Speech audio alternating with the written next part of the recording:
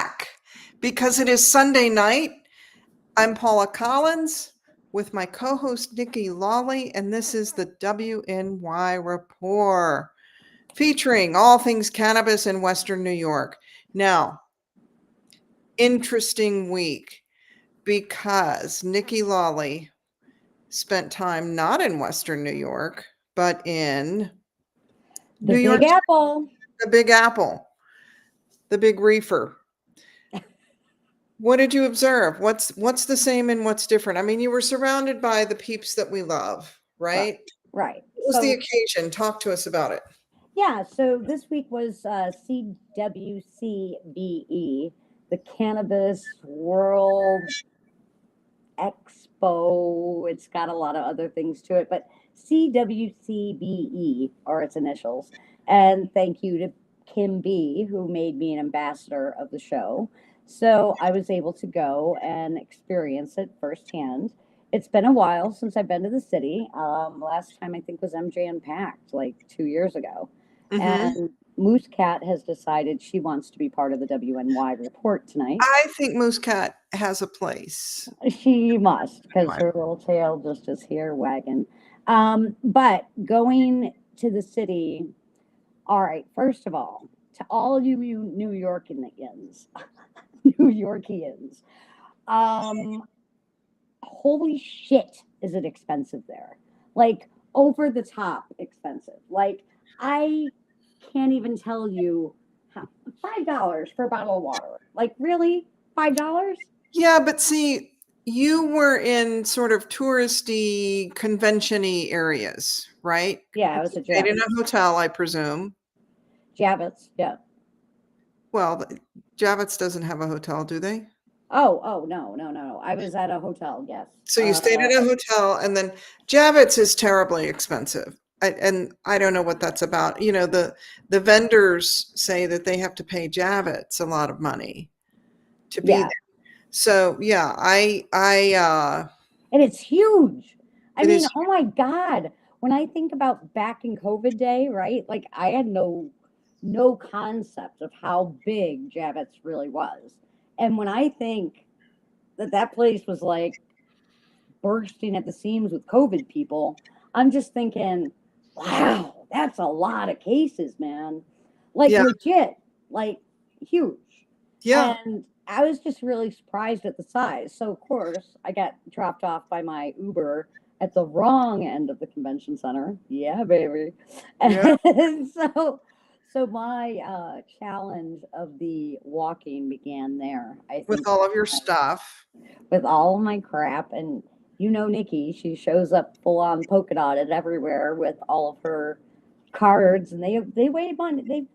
They weigh a lot. Like I handed out 200 of these, I think, this week. Oh wow. Yeah, maybe more. People Because love I they love love them. And now Nikki works for a lab, so now like that information is so important, and I'm really trying to get my lab to make my business cards those, because why carry an extra business card is what my point is. I have exactly. so many right now. I'm on Canna Coverage's advisory board, so I'm an advisor for insurance. Anyone out there needing insurance, boom slay, reach Boom out to slay. me. And then we have, my normal lab cards. Then we have Nikki and the plant cards. Then we got Leaf Well cards. I mean, I got so many cards, it's unbelievable. So it would be really nice to just have one. So are you a card applicant? No, that's another card. Wrong card, queen. Wrong card. So, I mean, I saw amazing humans there at the CWCBE Expo, along with, I met the dude who created Raw. That was kind of cool. Josh, I want to say I think I've met Kellerman. him. I've met him a few times. Yeah, and he loved my card. He really dove in deep. I was an unofficial brand ambassador for GTI and their dog walkers brand. Okay.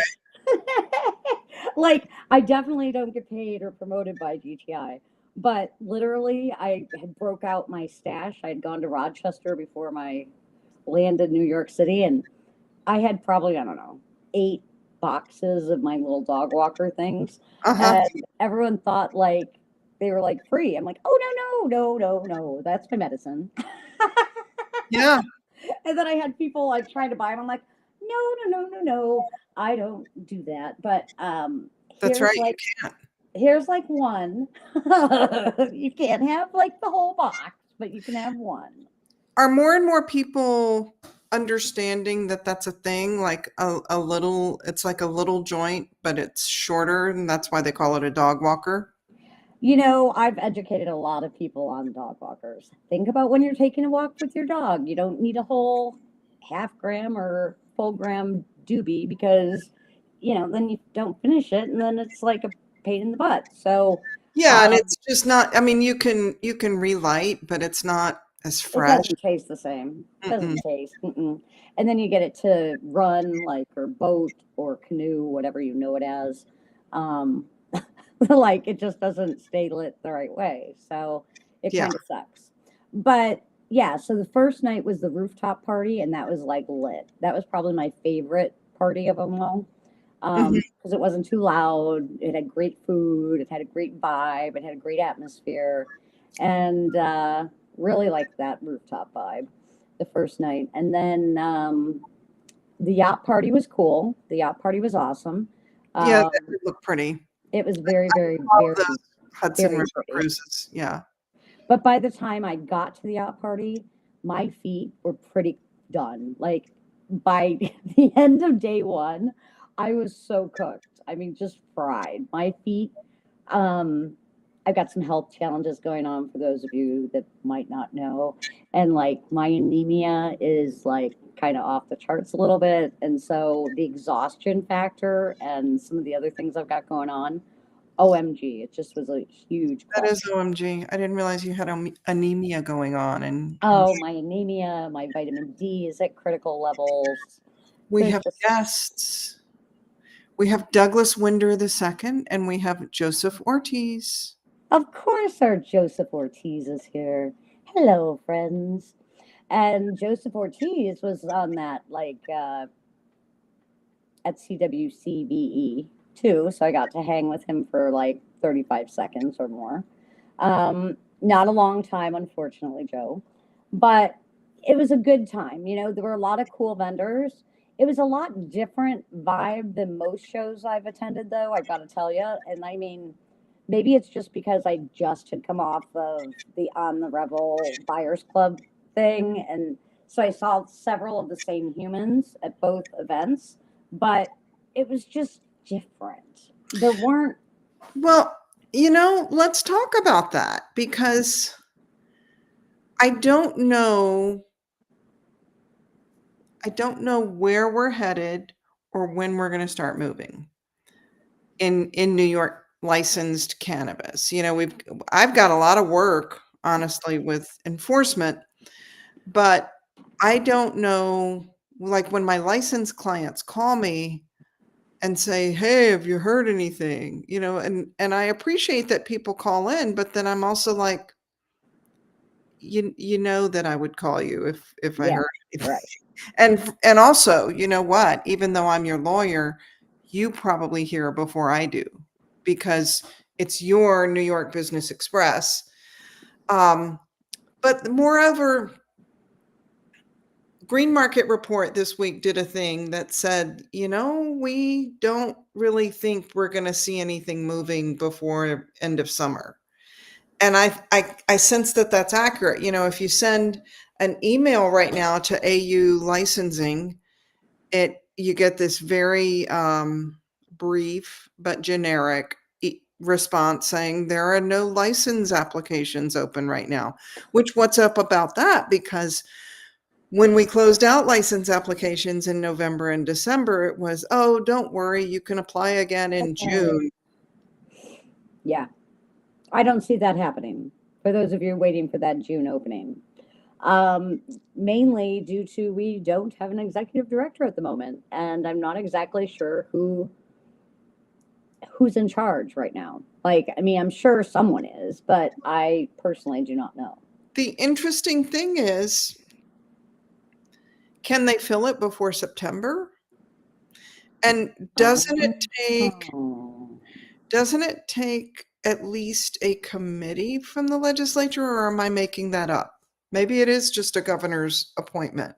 But the legislature just packed up and left town last night.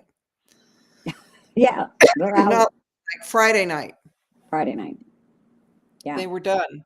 There is some expectation that they will be called back for a special session, but barring that, they are dismissed until January 2025. That seems like space agey. So long. It feels But like forever. it does feel So- like forever. As my so daughter wait. said, I want that job. Are you telling me that all of the assembly people, the Senate people, all those peeps, they're off for 6 months, basically? Well, their sessions are off. That doesn't mean that they're not in their districts talking to people, making plans, figuring out what their districts need. Interesting. You just educate me so much on this political scene, sister. Sister. Well, so, it'd be interesting to go back and see, did the legislature or did like that was before Cooney's Senate committee. I don't, it was during COVID. So I don't remember, was it just that the governor appointed everybody for OCM and CCB? I remember there was something like the legislator had to appoint so many people, but that was for the CCB. I don't know about the OCM, but I know the legislator had some, the gov had some, and the House had some, or whatever. Sorry, I'm yawning. It's not about you. It's just. Am I that boring already? No, you are not that boring already. I'm having a relaxed day. Very nice. Well, you've had a pretty busy week from what I understand. I have. So back to the CWCBE. The yacht party was beautiful. Then the next day, full day of convention. And the convention, though, back to kind of what I was saying, there was a whole mismatch of vendors. Like there was there was a great little area for all the education, which I really liked. Cannabis Workforce Initiative was in there with a bunch of other educators and colleges and things like that. That was really cool. But then you had, some of the licensed cultivators and processors kind of scattered in different places. And if you didn't really know what you were looking for, you would have just bypassed them. There were some light people there. There were some software people there. There was kind of a scammy software guy there that I didn't really vibe with very well. And he knew it. Like on the rooftop, he showed me his app, and I'm like, yeah, but you're not basing your. He's like, this is going to be the new weed maps. And I'm like, well, show me, genuinely interested. And then when I saw it, I was like, yeah, you're probably not going to get a lot of investment dollars unless they know nothing about cannabis. Because it was like a total sham. It was like, really? You're really putting this bullshit out there? Like, it had no substance. It had none. Zero. So, how do you do a weed maps thing and not do a weed maps thing? It's basically Yelp for weed. Yeah, right? Yeah. And they're not. So he's like, oh, all the customers are going to log their experience. I'm like, bro, you obviously don't know these cannabis consumers. Like, that was my first clue. And he's not basing any of the recommendations on COAs. It's all based on what the hell ever. It's not based on the chemical components of the plant. It's based on, I don't even know what. Maybe it's a pay to play platform. I don't know, but it just really vibed me wrong. And he knew I was I had way too many questions for him, and he had no answers, so he ran away. So is it available for download, or it's still in R&D? I don't even know. I didn't get that far. I want to say it's probably still in R&D, but I don't know that for fact. Okay, and I hesitate. How many people were from New York, and how many were from out of New York and descending? Could you tell? Different states or different areas of the state? Different states. There were definitely people from California. There were definitely people from Colorado. And what is their plan? Like, how do they plan to get into this market? Well, Or they're were all they doing selling licensing. They're all doing licensing deals. Like Smokies is like working with a licensed cultivator and processor who it will now manufacture their stuff with a licensing deal. So Okay. all that noise about, oh, we're only having New York brands, period, that was just noise. Because at the end of the day, yes, we're making them in New York, but they're not a New York brand. You Did know, you hear it's anybody that speak that, like, from the main stage that was like, yes, this is great? oh yeah. Tosin, with who works with Deshita at the New York City cannabis, whatever you guys call it. Yeah, Um, you don't even know. I uh, think Deshita knows because Deshita knows everything. But Deshita does know none of, everything. I don't think even the mayor knows what it's called. But the mayor, was the mayor there? No, I didn't happen to bump into him. Oh, well, Um, the FBI keeps seizing his cell phones. So, yeah, maybe he didn't know what was going on. Um, but I did meet with Tremaine, did see her for a few minutes, got a little snappy with her. Um, and she had a fireside chat with Kristen Jordan, who's like a baller. Go, Kristen. mhm. Um, the chat was pretty generic. It was, we avoided any kind of topics that might have been potentially controversial. Well, why would anybody know? Huh? I mean, you gotta, She I had a half guess, hour. She only had a half hour. oh, I guess so. So, I Okay. mean, it was truly a fireside chat. It was just kind of like, well, where's New York going? Where have we been? How are we moving forward? Kind of thing. Um, and I mean, poor Tremaine was like snowballed after the meeting, like after her fireside chat. I'm pretty sure she was firesiding for many, many, like an hour at least outside the event room, like just floods of people wanted her ear. So I'm sure they were respectful, but I mean, but Mhm. definitely, she wasn't there just for a half hour. Let's put it that way, friends. But I met Yeah. other people from the OCM. That was cool. I met my friend Liv Cahill. Shout out to Liv. She's Yay, Liz. go Liv. She's in I think the Albany-ish area, and she's one of the licensing examiners, kind of people like evaluating the applications. Okay. That's Um, an important job. We want to, like, clone her times about 25 and more like 75, I think. lock them in Um, the room and say, we'll yeah, feed you, so but that you're not leaving. yeah, she's really smart and like she's an educator. So I mean, we really vibe well together. So meeting her in person was really awesome. Um, but let's talk about the illicit market in New York City. I do have to say, I was shocked at how in the open it was. Like, no shit, right around my hotel in Times Square. Yes, there were a couple padlocked businesses that had a weed leaf on them, but there are many that were not, and they did not have a padlock on them. Hmm. And Well, it's interesting because that is kind of my problem with some of it is that, in that, you know, how do you decide who gets a padlock and who doesn't? yeah, if I were in the business of padlocking, I would just, like, you know, trick or treat, go down the road and Right? open every door and say, give us all your weed. Trick or treat. Right, right, Oh, right. oh, and here's your padlock. And here's your padlock today. And But so, there was a lot. I was because really it gets surprised. into a term we call arbitrary and capricious enforcement. And that's been exactly my problem all along. Now, the other interesting thing, and I'll then shut up, there are multiple levels of enforcement. So when somebody calls me and says, yeah, they just took all my shit, what do I do? I need to open. And they all say essentially the same thing, that I have business partners that want me to reopen.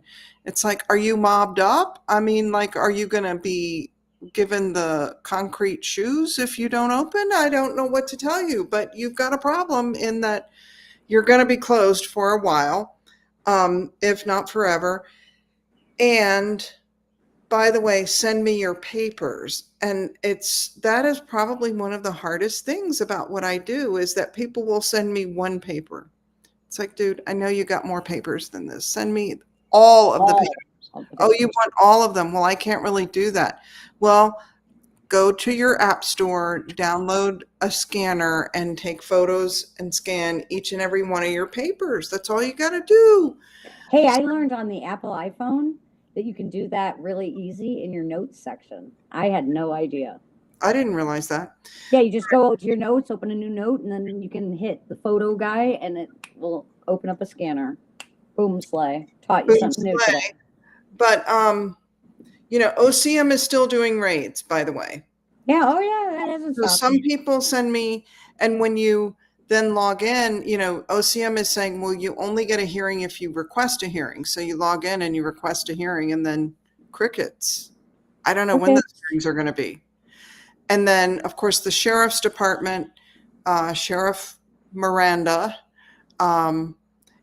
they're doing raids, and then NYPD is doing raids, and sometimes they do them together and sometimes they do them separately, and I can't figure out how or why.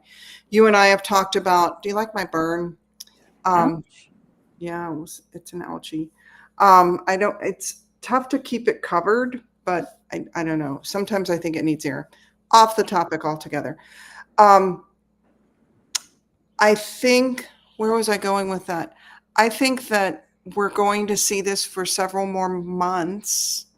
And then I don't see how the city has the resources to keep it up, because they will go in, like you were in the Times Square area. I had somebody call me who has voluntarily closed his shop. He's like, we haven't heard yet of any shop getting raided that was closed by volunteer, like we just act like we're on vacation. And we're just going to ride this wave. But he sat there in his shop and looked across the street and saw like 40 cops go into this little bitty shop. 40 cops, he said, 40. And they tore it all up. And at the end of it, they got 3 pre-rolls, but they padlocked it. They got 3 pre-rolls and they padlocked it? What? And was it an unlicensed shop, though? Was it like an unlicensed shop, but in anticipation of enforcement, they had cleaned their shelves, which is somewhat smart. So they were selling the papers and the bongs. You mentioned raw. They were selling, papers and glasswork and works, and there were 3 pre-rolls that were caught somewhere. And so evidence of sales going on and an environment of cannabis. And, that's what they look for, is the overall vibe, like a smoke shop. Is there evidence of sale? Like, is there a cash register or some kind of card reader?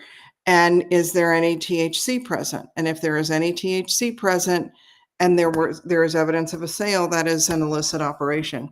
Then there was one guy that really he really was a CBD shop, truly, really, honestly, a CBD shop. But of course, CBD is very confusing now. What's legal and what's not. And I don't quite understand why, if OCM had these license holders, they know how to contact them. Right. They update them on the law, because the law has been very confusing. But this guy had his CBD shop, and so they started taking stuff and saying, no, this is illegal. That's fine. No, this is illegal.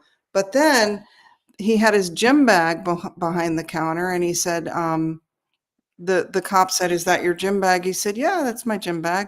And the cop went through it, and he had personal use. So they got him on personal use. Well, 3 ounces is allowed on your person. So if he had more than 3 ounces, sola uno. That's bullshit. That's in the fucking law. No, but he was in an establishment selling things. He had a cash register. He had He had a card reader, but he had this personal use. Stash. Unbelievable. Just unbelievable. It's very, very frustrating for me. I'm Well, very passionate, as you can tell. to me, we have stepped back. I'm about to get choked up. We've stepped back a little bit in that we're right back to, enforce. Free legalization. And there's that video circulating. Would it be different if he had a medical card? I don't know. Would they even ask? Would they even Care? Yeah. All I know, dude, is there's a lot of pot being smoked in New York City. Like, it's a whole different vibe. Like, here in New York, if like in Buffalo area, Western New York, let me clarify. If you're walking down the street and you smell like a whiff of pot, like you're literally like, where is it? Yeah. And in New York, like shit, that's part of the indoor air quality, like our outdoor air quality act. It is. Just It like really a is. smell. And people have complained, they're like, back in the day in New York, you would walk down and smell the bakeries and the pizza shops. And Now of you smell course, the you could weed. also smell the rotten milk in the summer and the trash. But now you just smell the weed.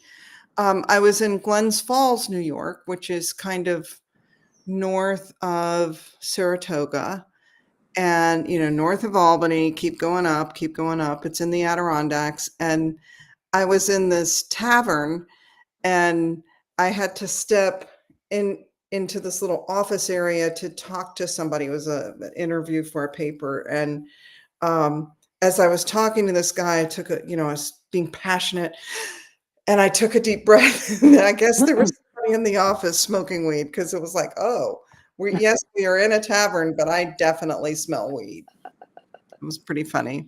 Nothing wrong with that. I'd rather smell weed than drunken puke. So there you go. Beer. Yeah, I gotta tell you. And I feel like drinking has I don't see people drinking as much. Maybe I just don't go I to don't this. either. I don't either. Like for sure at the weed events, like at the, I didn't see drunk people. I saw medicated people. I didn't see stumbling, obnoxious. How you doing? Yeah, I didn't see any of that. It was like everybody was just in a good place. yeah. I'm not saying like that's all over, but I'm saying at like the cannabis events. I will say last week I was at a pride event in Lewis County, and this woman came up to my table and was clearly intoxicated. I mean, you could smell it, and she was just kind of loopy. Yeah. And it was like jolting. It took me a while to figure out what is wrong with her. And I'm like, oh, She's she has drunk, just much a little alcohol. drunk. So it Yeah. is, I mean, it's a different chapter. So it'll be interesting to see where this enforcement takes us. I mean, the goal is to padlock every shop, and they have definitely stepped up, but where does all of that commerce go? Because it's not like for every one shop they padlock, they have opened a licensed shop. So Correct. that business was a thriving business, and now it is closed, and now the landlord is not getting any money. And so two things are happening. One is that space is dark at night. And as you could see in New York City, there is such a succession of shops. It created a certain vibe and first of all, lights were on. So when you walked down the sidewalk at night, you weren't afraid because, yeah, oh, there's that little blinking sign. So that's gone. And so it does feel a little creepy in some areas. And then what about rodents? I What, luckily didn't have any interactions with them. I'm very glad to say. and then what about the economy? Because jobs are lost. And that landlord, like I say, I mean, we love to hate the landlords, but they're business people too. And mark my words, it's not like that commerce has gone away. That commerce has simply No, pivoted it's just to an gone online underground. platform They're going to be delivering on e-bikes. It'll be, and so Oh, can we just talk about those fucking e-bikes? Who thought that was a good idea? Can I tell well, you, I almost got ran over no less than 20 or 30 times. yeah, on the street, on the sidewalk, On the sidewalk, they don't care. they don't care. So that kind of developed during COVID, because Oh, during COVID, of course, nobody was on the street, and then they allowed delivery, of and everything. so the delivery guys just started zipping around, and now I would definitely identify it as a problem. I mean, I feel like they're going to kill people. Like, Mhm, if they don't get killed themselves, they're going to kill others. Like, mhm. like Grandma Jones can't get out of the way fast enough. I mean, I'm bordering Grandma Jones right now with my anemia. So, I mean, I'm like almost a target, you know. Mhm, Um, mhm. I was very fortunate that anytime I had to walk anywhere, I always had people either escort me or get me a cab or whatever. You know, I didn't have to voyage by myself, except the one time I thought it would be a great idea to walk to Javits because I was just, oh, it's just a little bit from my hotel in Times Square. There are Oh no no, hotels near there. huh? There are no hotels near Javits. I don't know who planned that. But like legit, man, it was like by the time I got to Javits, I was a sopping, soaky, gross, sweaty freaking mess with my hair just plastered on my face. You know what I'm saying? It was just disgusting. And Mhm. like, and so somebody's like, "What do you mean take an Uber from to Javits? That's stupid." I'm like, "Well, guess what? It was stupid me walking here. Thanks." Um, almost got killed by a DHL truck. That was kind of fun. Yeah, Yeah, he just pulled right out. There was no look right, look well, left, he's and I bigger didn't than you are. realize. Huh? He's bigger than you are. Very big and yellow, and even my spots weren't that spottable at the time. So, yeah, I mean, it was a whole vibe. It was a whole thing. I got to see Luna Stower, which is like she's a badass. Love her. From California. She popped in, so I got the joy of hanging with her for dinner on the little boat cruise. And the food was very good. You know, there was like, What was the food on the cruise? really, you're going to ask me that question? Um, Sorry. I, I, don't- I don't remember what any of the food was, That's pal. okay. Forget it. It was decent food though. Like I feel like. Um, and I ate good and whatever. But I gotta say, the cruise was great, but it could have been an hour shorter. I would Yeah. have loved to have seen 3 hours was perfect as far as like the food, the flow, the vibe, everything was great. But that fourth hour, we were all getting antsy. You could I've just see. never heard of them going 4 hours. That's so weird. Like I used to do back in a different chapter, a different relationship. Every year for someone's birthday, we would do that Hudson River dinner cruise, and it was 3 hours. So that's kind of weird. Yeah, And but I that mean, was it like was a full pretty. It dinner. was very pretty. It was more dark then. You know, obviously, if you're on the water at 9 o'clock, you're getting the benefit of seeing the dark, pretty New York buildings and things like that. But um, I would recommend next year to have, if you want it to still be 4 hours, fine, but dock that last hour. Just let people come and go if they want to stay or go. You know, Mhm. so still have the same vibe, but you can So stay or you can go. what was the product in the vendor hall that you picked up and thought, this is so cool? I guess there wasn't one. I really can't think of one.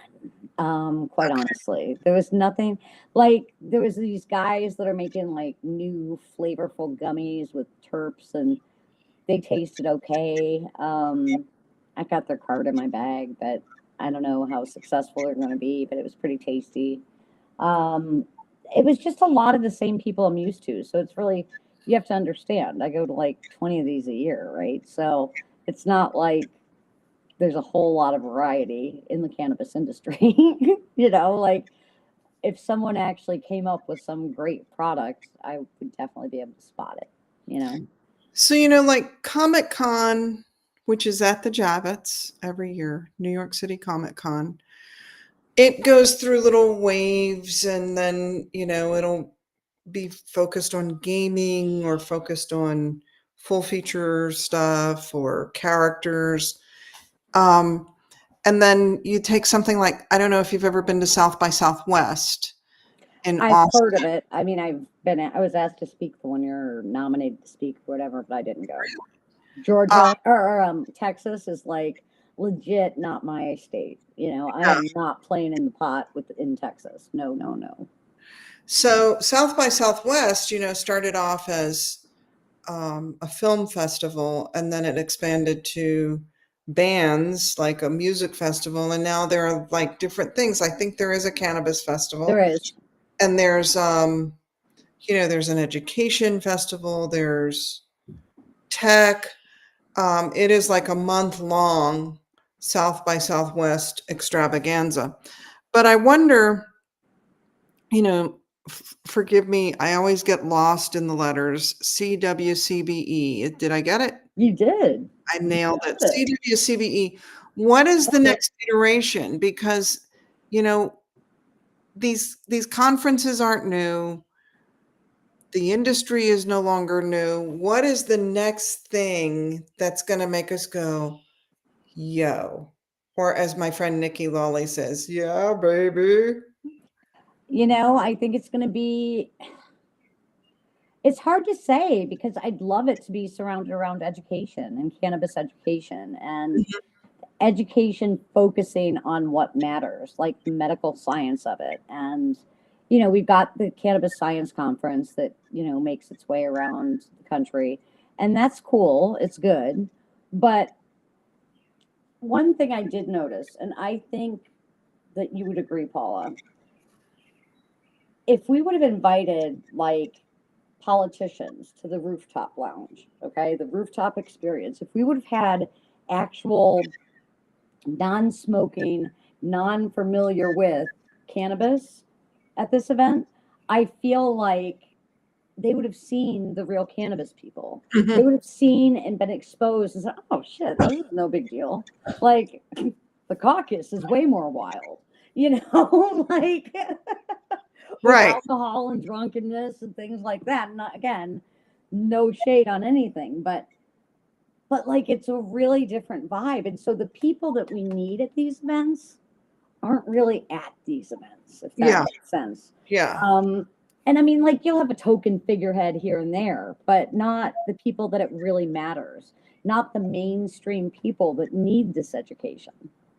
Well, now that I'm in this political sphere, it is interesting to go to events, and I'll say, I'm a cannabis tax attorney. And so that has meant that I was traveling all around the state. And that's how I found New York's 21st Congressional District and started looking at living here, and discovered that there was this seat that was open, and that the other side had a candidate I really don't like and I wanted to see challenged. So, and that is kind of my story. Um, but it's amazing how many times people will ask me, well, what does a cannabis tax attorney do? Like, it's completely off their radar that there would be such a thing even as a cannabis lawyer, much less a cannabis tax lawyer. And then the other thing that's interesting is they don't know anybody in the industry. Right. And I say to them, it's no longer really New York's newest industry. I would say the superconductor industry is really revving up. Brum, brum. Vroom, vroom. But I said it's among New York's newest industries, and it is poised to do a whole lot of good, for various, like expungements, as well as for revenue that's coming into towns and cities. And of course, I have also had people who are in a position like mayors of small towns that were waiting for the revenue, and they're still waiting, and they say, well, what's the holdup? Like, Right. can't you do something and help us? And it's like, sorry, dude, I wish I could. But Yeah. it sounds like No the pull there. yeah, the business owner is already doing what they can. I think that the tragedy, and this is on both sides of the enforcement equation. So many of my people that are getting enforced against will call me and say, um, we have this location protected because we have applied. And it's like, I don't know if you're going to be able to save your license. Right. It's going to be a really tough thing for you to save that license. No, no, no, no, no. We did all the right things, but you were selling unlicensed weed. Yeah. That's not the right thing. Well, but and then they'll go into this, but we've invested all of this money. Yes, you and the rest of the state of New York. And we've waited so long. Yes, you and the rest of the state of New York. And we needed the revenue. Yes, you and the rest. I mean, everything that they think is all about them and is like unique to them and unique to their struggle. I'm sure everybody in the Javits had a slightly different story on it, but it was the Right. same story. Right. Right. It really is the same story. I mean, legal cannabis is not for the faint at heart. Like, No, it's really not even a little. not at all. No. And it's got so many nuances and so much stress associated with every step of like the licensing process, of the enforcement aspect, of the, where do I get products? How do I pay for those products if I don't sell those products? And there's just so much on them in this industry. One thing I would like to touch on while in our last 15 minutes, Paula, you are running against Elise Stefanik, who is a Republican, who is there was talk, I believe, last week of being Trump's running mate or something of that nature. Hmm. And that is who your opponent is in That this is my opponent. very upper New York State region of 15 different counties. Hmm. Today, for the first time, I got a negative comment on our LinkedIn. And I was like kind of tripping about it. It was something like along these lines, please don't quote me on it, but something like, don't vote for her. She's a brainwasher and is planning on sending everyone to school to educate them. And I forget the exact wording, but it was like really messed up. And I'm like, what the hell is this? So I just deleted it. And then in speaking to you later, after I had deleted it, then you like let me into the political side of things. And okay, we all know where you and I pretty much stand as far as our political stance. And I try and be very respectful of other people's Hmm. political stance. I do not, just because I like blue, doesn't mean I have to hate red. It Hmm. doesn't mean that I have to enforce my blue on that red person. Do you know what I'm saying? Like, I we do. all are entitled to our own opinion in a way that we feel aligns with our values, right? Hmm. I have a real, real problem with bullies and those people who attack others without really having just cause. You shared with me some of the what I would call hate email slash hate talk at you.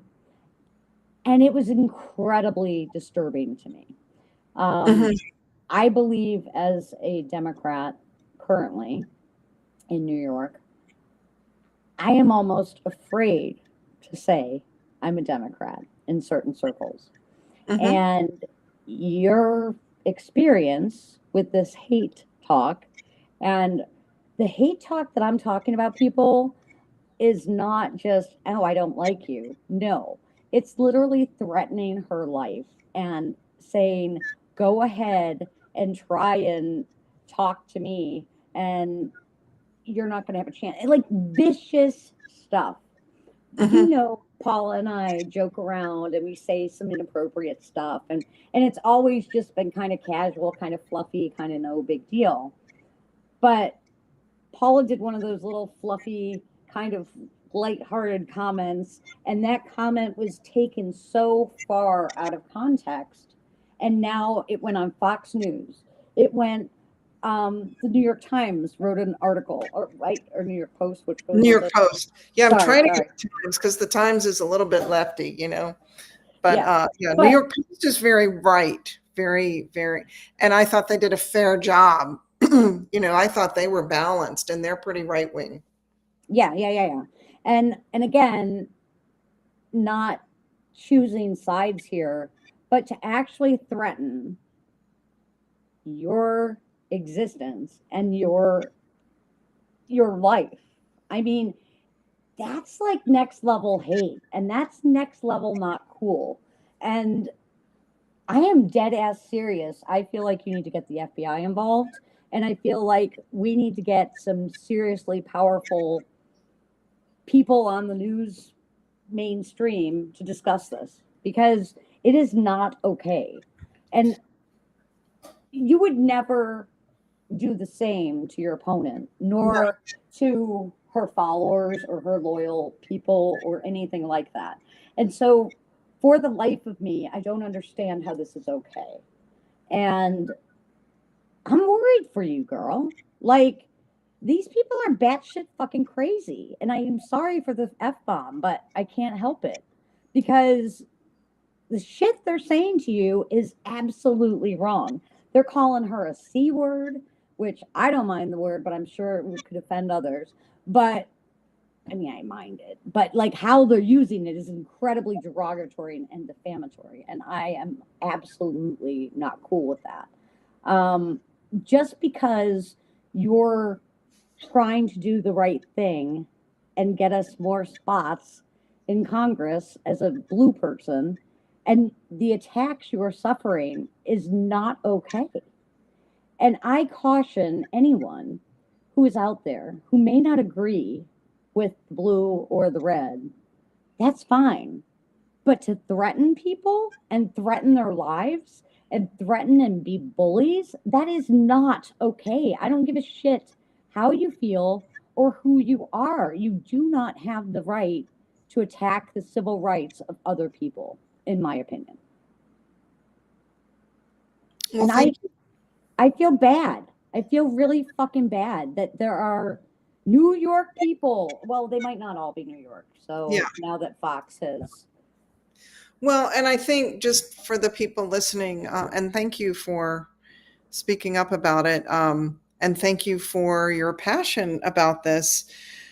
Um, and so, for the listeners, what happened is there was a virtual Zoom town hall, and yeah, thank you, Joseph. Right, the clearly the opponent feels threatened, or her supporters do, but it was such an offhand remark, and everybody on the Zoom, everybody on the Zoom laughed and understood it in that moment to be a joke, and then it was what we didn't realize was somebody was recording it, and then they took it and clipped it and played just it, put that part. which I had to think. And even after I said it, I self-corrected and said, but we can't really do that. And we all laughed. But, as a teacher, I had to learn to edit and not do throwaway remarks like that. As a parent, you can't joke like that to a small child.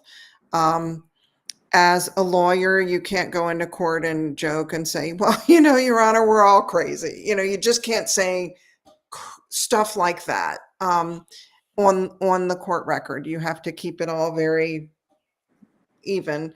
And I have to learn this again as a candidate. And for the most part, I do.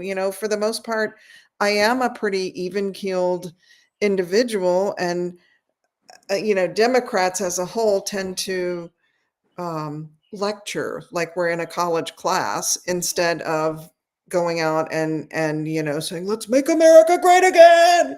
So I've had to find the balance there to be more passionate and to rev that up. But what was shocking to me, Nikki, was that the spot aired on Fox News at 5 p.m. and by 5:30, the bots were at full tilt. They had paralyzed my campaign Facebook page. They had paralyzed my own law practice page and had started giving negative reviews on Google on my law practice. So I pulled it all down. And That you then, worked really hard to build up over the yeah, last several years. right. And, my address is out there everywhere because, of course, during COVID, I was working from home. So pulling those things down, shutting down the Facebook page so there could be no more comments. I write regularly on a thing called Substack.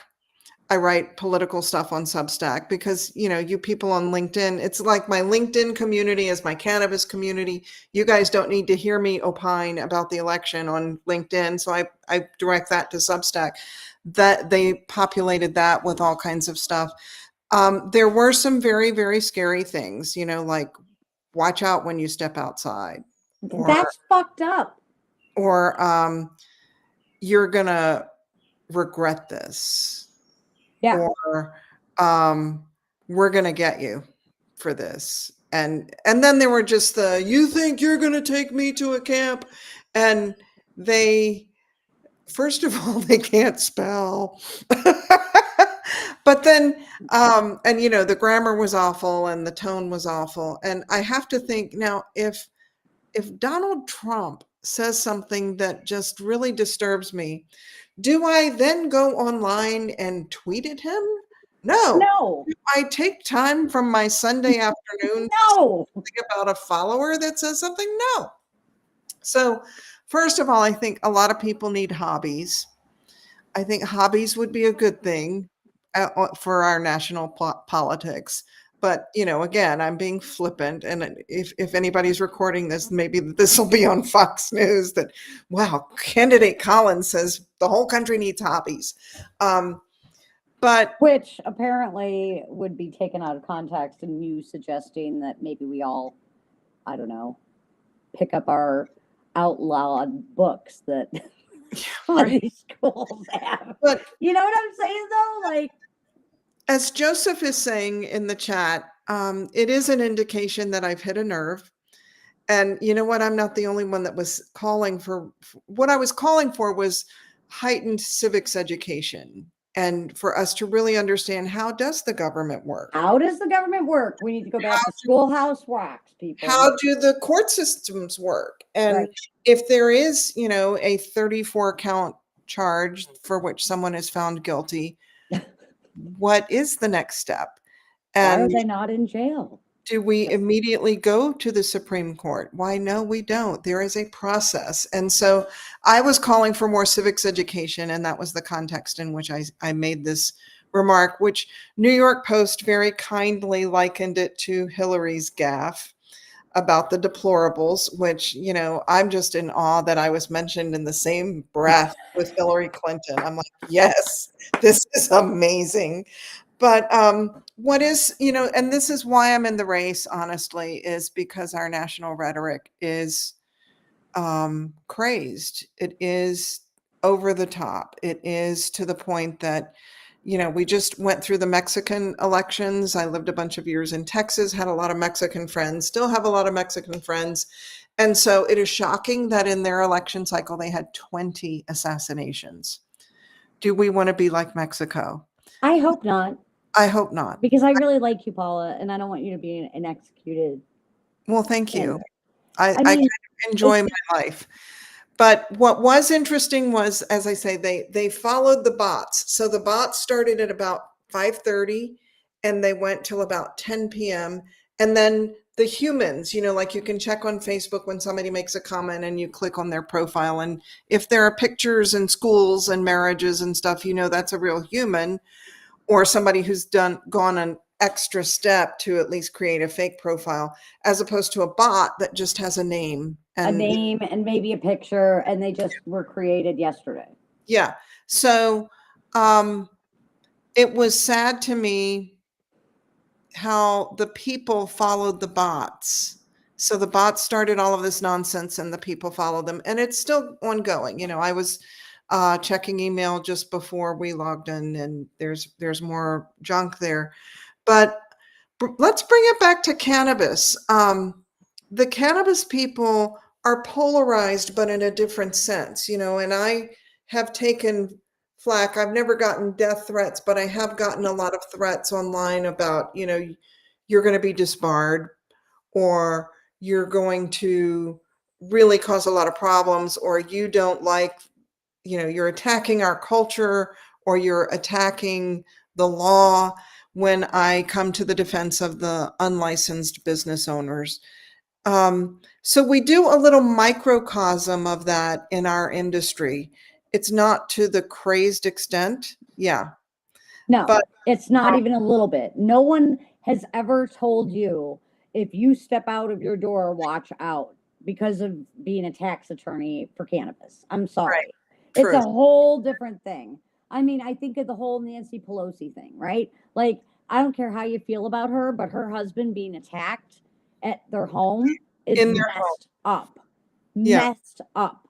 And that is not okay. Like, I don't care how you feel about Nancy Pelosi, but it is never okay to incite violence. And it just, I am so hot about this. I mean, I want anybody that's a Democrat, anybody that's a Republican, even, like, we must stand against this shit. It's wrong. It's wrong. It's vile. It's hateful. And it serves our country no purpose. Just because you don't agree with someone does not mean you have to hate them. And I'm so tired of saying this statement. It's so simple, it's so trivial, but yet people, grown, mature people, are making these comments, and it's frightening. Oh, Frightening. some of them are in their 60s, 70s. And I'm like, hobbies, people, you need hobbies. But Go read a knit. book. But I think that, and again, thank you for your passion. I think this is why I'm in the race, not to get attacked, but because we need people to participate. I get really frustrated with people who say, oh, you see, this is why I just don't do politics. No, this is why it You is have to do incumbent on politics. every citizen to at least pay attention, to maybe, you know, pass out a few postcards, or talk to your neighbor, listen to your neighbor, find out, well, why do you want to vote that way? What is it that that candidate does for you? How do they connect with you in a way that the other candidate doesn't? Because there are some very clear choices that we're going to make in this election cycle, and maybe you really do think that we're better off with that other side. And if so, you know, like I've gone up to a table at a Renaissance fair, given somebody my palm card, and they say, well, I really like Elise Stefanik. And I have to, you know, step back and say, well, tell me what it is you like about her. Tell me what she does for you. And this person was able to say something which actually wasn't true. She said that in our conversation, she thought that the whole January 6th thing that we all saw on television and we've all seen clips of, that it was made up by actors paid for by the Democratic Party. She believes that in her heart of hearts. Wow. She thinks the whole thing was staged. Did she watch the trial thing afterwards? Like, was that staged too? Yeah. Yeah. So, I mean, get involved. Don't use this as an occasion to say, well, you see, they're all crazy, so I'm not going to participate, because their crazy will soon be your crazy when you have Yes. your rights stripped away. Yes. Some of you know that my heritage is part Filipino.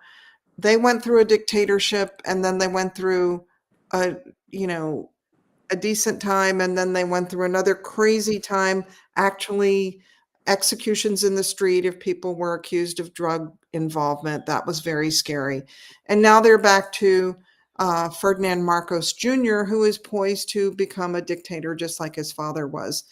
And it can happen here. It can happen anywhere.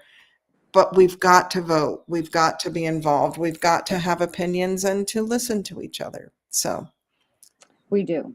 We do. And thank you all for listening tonight. And let's all like really get our heads out of our ass and start supporting those people that we believe in. But don't be bullies about it. Don't be assholes. I mean, like, legit. I'm so tired of just ignorance. I can't do ignorance. I can't do stupid and I can't do ignorance. And this to me is both. And we're talking about a human's life here. We're not talking about just idle threats. She literally had her life threatened. That's bullshit. And we must stand together and unite and protect our people in policy and our people that are doing the right thing. And Paula is trying to do the right thing, my friends. And I just, my hat goes off to her. And I'm sorry you've had to deal with this, but you can guarantee Nikki's on the job, and Nikki's going to be reaching out to all her media contacts to pretty much put a stop to this the best I can. I love you, Nikki. You're great. I just can't. I can't do it. I mean, you're my friend and you've been here and we've been in this together. And now to just hear these horrible things, I got to help any way I can put a stop to it. And I encourage all of our listeners that support us to do the same because it has to stop. So, on that heavy note, this has been the WNY Report, and you will see us again next Sunday, hopefully with an update saying Paula's been on CNN and MSNBC and all these things, just getting her voice heard, getting some campaign dollars in, and really being able to fight this BS scumballs grossness. And so, And speaking of tuning in, not just to my campaign, June 11th, what do we have? OCM meeting. OCM meeting, tune in, Oh, yeah. be there. We have no idea what's going to be going on. Who's going to preside over that meeting? Well, Tremaine will be there. Yeah, Tremaine will be there with her laugh. We can count on her. Yeah. Yeah. Okay. Thanks, everybody. Right. Thanks, Bye, Nikki. guys.